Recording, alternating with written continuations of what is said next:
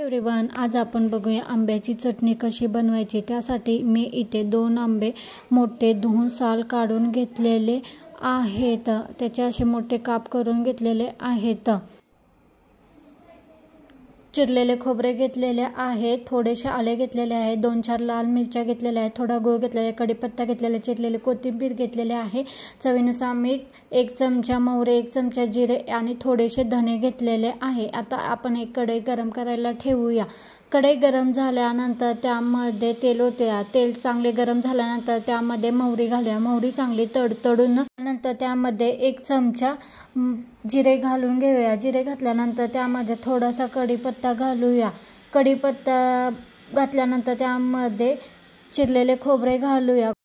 खोबरे चांगले लालसर होईपर्यंत भाजून घेऊया। खोबरे भाजल्यानंतर त्यामध्ये 4 ते 5 लाल मिरच्या घेऊया।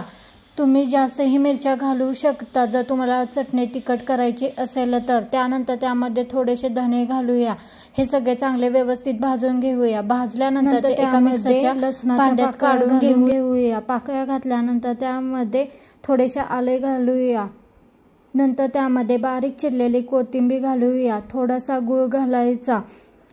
गूळ घातल्यानंतर त्यामध्ये बारीक चिरलेल्या आंब्याच्या फोडी घालून घेऊया आणि त्यानंतर त्यामध्ये चवीनुसार मीठ घालून घ्यायचे आणि हे मिक्सरला बारीक करायचे। बारीक करताना पाणी घालायचे नाही। आंब्याची चटणी तुम्हाला नक्की आवडेल।